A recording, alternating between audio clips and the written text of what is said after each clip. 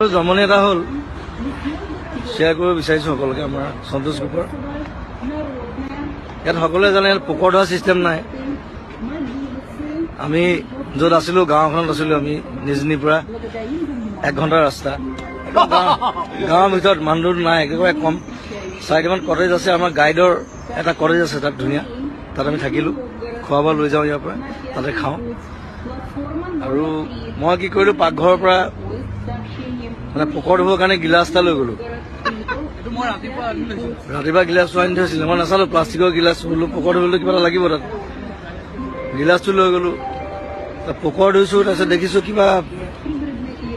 পোকৰ পৰা তেল ওলোৱা নিচিনা লাগিছে পোকৰ পৰা তেল ক'ৰ পৰা ওলাব পিছত গম পালোঁ সেইটো আমাৰ শ্ৰমিকে মানে অমলেট বনাবৰ কাৰণে বাটাৰ আনি থৈছিলে গিলাচটোত বাটাৰ আছিলে মই নাজানো চ'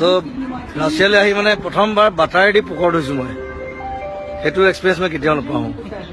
সন্তোষ এক্সপিৰিয়েঞ্চ উইথ বাটাৰ পোকৰ